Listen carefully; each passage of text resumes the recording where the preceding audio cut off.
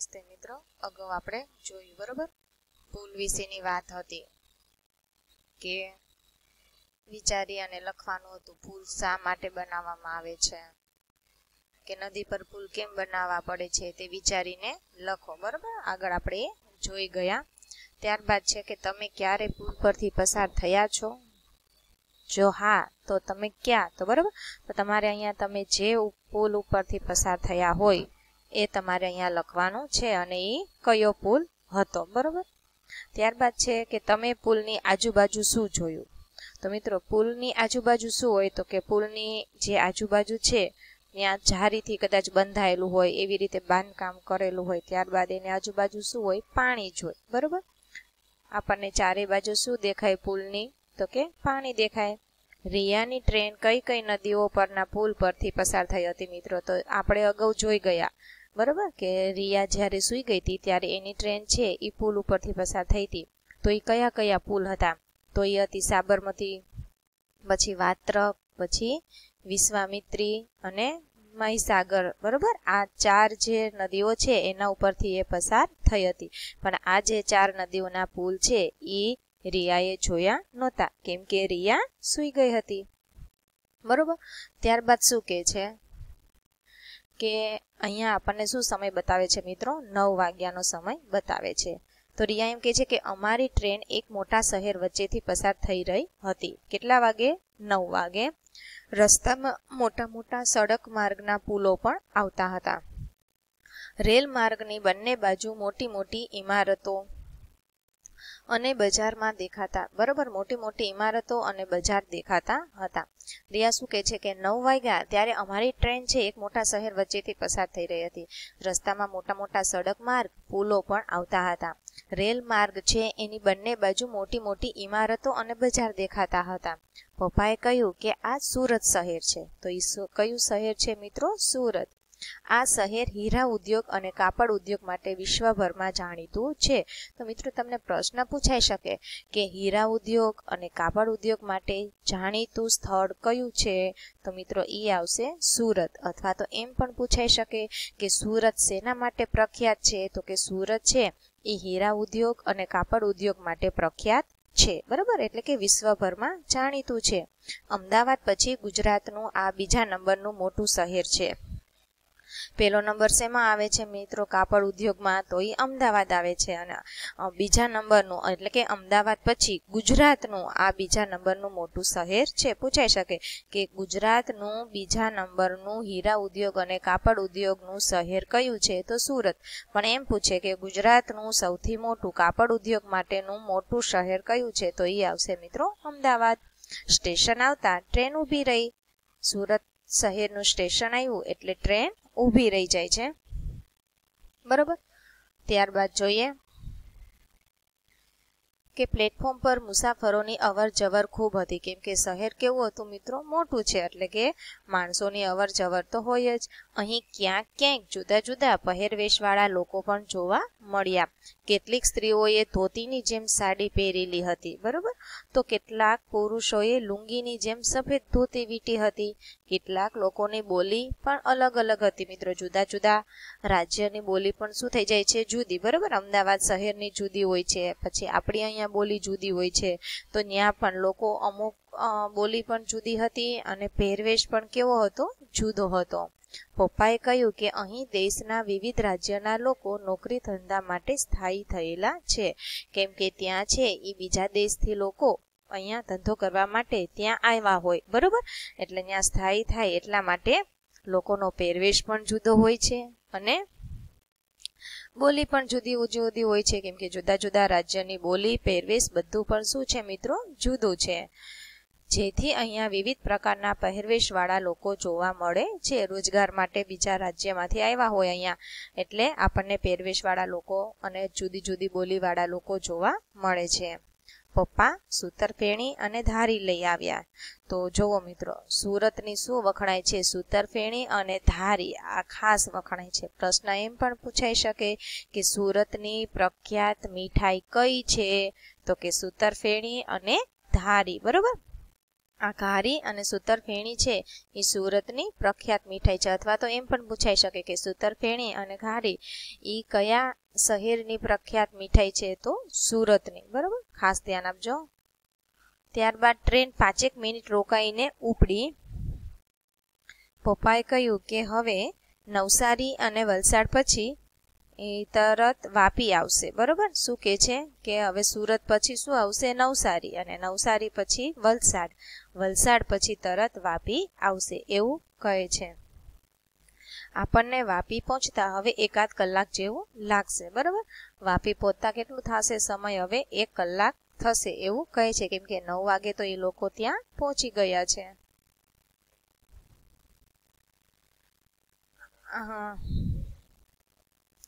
હવે વલસાડથી અમારી ટ્રેન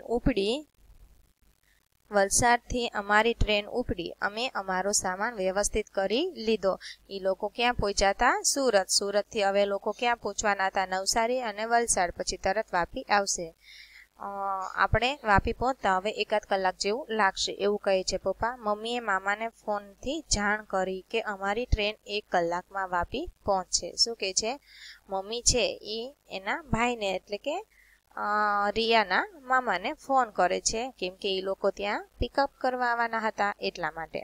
હવે વલસાડથી અમારી ટ્રેન ઉપડી. અમે અમારો સામાન વ્યવસ્થિત કરી લીધો, કેમ કે હવે પહોંચવામાં થોડીક સમયની જ વાર હતી, ઉતરવાનો સમય થઈ ગયો હતો, એટલા માટે સામાન આપણે વ્યવસ્થિત કરવો પડે. બરાબર, સીધું ઉતરવાનું થાય એટલે આપણો સામાન લઈને જ ઉતરવાનું રહે. મને અને હિમાંશને મામાના ઘરે પહોંચવાનો આનંદ હતો. રિયા શું કહે છે કે મને અને એનો ભાઈ હિમાંશ બહુ જ આનંદ હતો.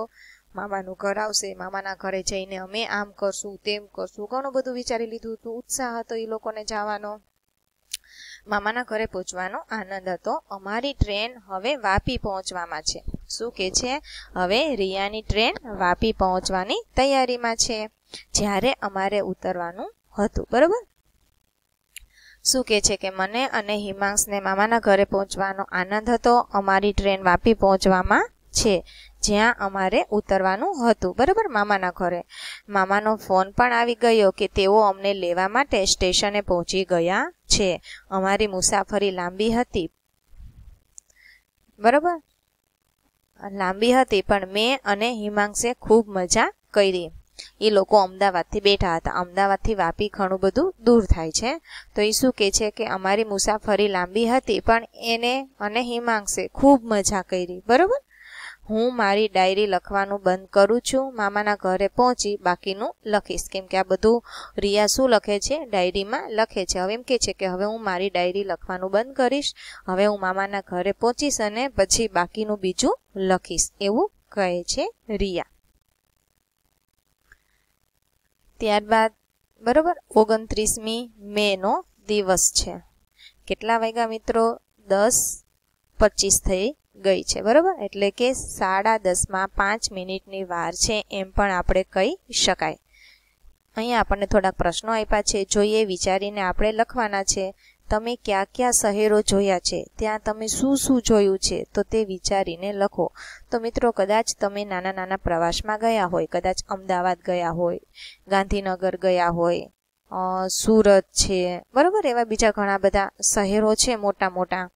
તો તમે ત્યાં ગયા છો, અને હા, જો ગયા હોય તો તમે ત્યાં શું શું જોયું છે?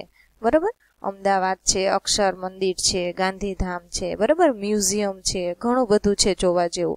તો તમે જે ત્યાં જઈને કયા શહેરમાં તમે શું જોયું છે, તો એ જોઈને તમારે અહીંયા લખવાનું છે મિત્રો. બરાબર, તમે કેવા કેવા પ્રકારના પોશાક પહેરતા લોકો જોયા છે, વિચારો અને લખો.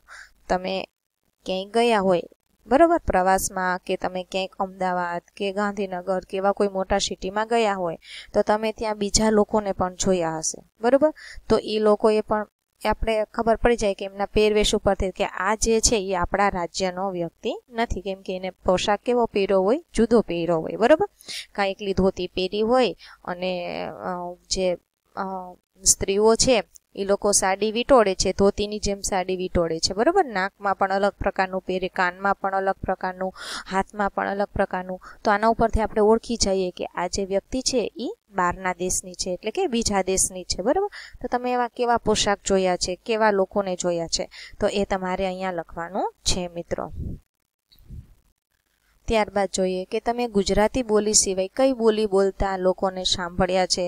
તો તમે ગુજરાતી સિવાય તમે કઈ બોલી તમે સાંભળ્યા, કદાચ મરાઠા લોકો હોય, બરાબર, તો કદાચ તમે મરાઠી સાંભળી હશે, બરાબર, પણ સમજી ન શકી, પણ ખબર પડી જાય કે આ લોકો કેવી બોલે છે, મરાઠી, બરાબર. ત્યારબાદ બીજી કઈ બોલી છે, તો અત્યારે કદાચ રાજકોટમાં આપણે સિંધી લોકો ઘણા બધા હોય છે, તો દુકાનો પણ એ લોકોની હોય છે, તો સિંધી બોલી અમુક બોલતા હોય છે, બરાબર, સિંધી બોલી. તો મેં તો આ બે સાંભળી છે, કદાચ તમે બીજી કોઈ પણ સાંભળી હોય તો એ તમે અહીંયા લખી શકો છો. રિયાની ટ્રેન ક્યાં રેલવે સ્ટેશન પરથી પસાર થઈ હતી, બરાબર. તો રિયાની ટ્રેન છે એ ક્યાં રેલવે સ્ટેશન પરથી પસાર થઈ હતી. તો અગાઉ આપણે જોયું કયું હતું, તો અહીંયા બરાબર નવસારી છે, વલસાડ છે, ત્યારબાદ સુરત છે, અમદાવાદથી તો એ બેઠા હતા, બરાબર. તો સુરત, નવસારી, વલસાડ, પછી આગળ બીજું કયું સ્ટેશન આવ્યું હતું, આગળ આપણે જોયું હતું ને, ગાંધીધામથી બેઠે છે, અમદાવાદનું સ્ટેશન હતું, બરાબર, સુરત શહેર. તો એ તમે જે સ્ટેશન ઉપરથી પસાર થઈ તમે લખી શકો છો, બરાબર. સુરત, નવસારી, વલસાડ, અમદાવાદ રેલવે સ્ટેશનથી એમની ટ્રેન પસાર થઈ હતી, બરાબર. પછી છે પૃષ્ઠ નંબર 62 પર આપેલ સમયપત્રક પરથી રિયાની ટ્રેન જે સ્ટેશન પર પસાર થઈ હોય અને અહીં તેનો ઉલ્લેખ ન થયો હોય તેવા સ્ટેશનોના નામ આપણે જણાવવાના છે. પેજ નંબર 62 ઉપરનું આપણે એ કરવાનું છે મિત્રો. તમારા તથા તમારી આસપાસના વિસ્તારના ગામ કે શહેરની વખણાતી વાનગી ચીજ વસ્તુઓની યાદી બનાવવાની છે, બરાબર. તમારા તમારી આસપાસના વિસ્તારમાં, તો આપણે તો અહીંયા રાજકોટ રહી છે, તો પહેલા આપણે રાજકોટના પેંડા વખણાતા હતા મિત્રો, બરાબર. તો આવી જ રીતે તમને જે કંઈ યાદ હોય તો એ તમારે અહીંયા વખણાતું હોય એ તમારે લખવાનું છે. ગામ કે શહેરનું નામ, જેમ કે સુરતની ધારી, પાટણના પટોળા. તો ગામ કે શહેરનું વખણાતી વાનગી, વખણાતી ચીજ વસ્તુઓ. તો અહીંયા છે હું લખું છું રાજકોટ, બરાબર, રાજકોટ. તો રાજકોટમાં શું વખણાય છે, બરાબર. તો વાનગીમાં શું વખણાતું હતું, તો કે પેંડા.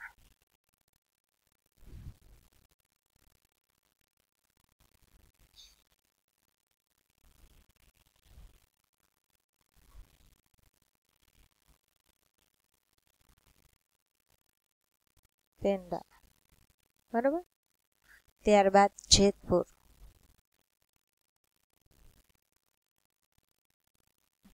આપણું બાજુનું જ ગામ છે જેતપુર. તો જેતપુરમાં શું વખણાય છે, બાંધણી, બરાબર. બાંધણી કામનું વધારે વપરાય છે ચીજ વસ્તુઓમાં બાંધણી. જેતપુરની બાંધણીનું કાપડ વખણાય છે,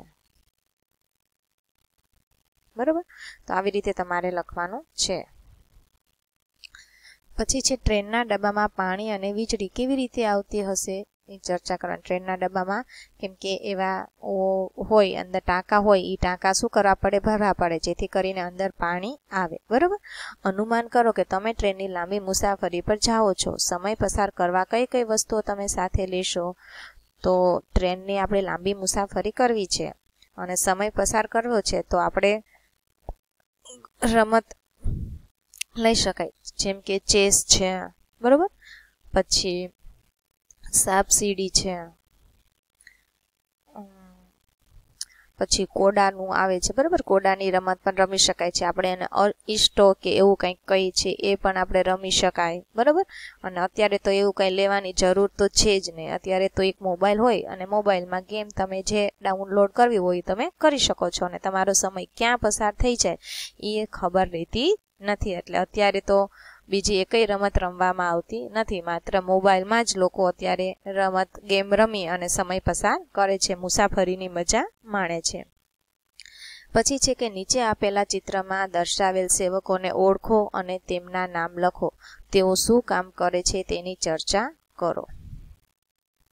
તો શું કહે છે કે જો અહીંયા આ માલ સામાન લઈ જાય છે, બરાબર. તો 1 નંબરમાં છે અહીંયા માલ સામાન, તો માલ સામાન લઈ જાય છે.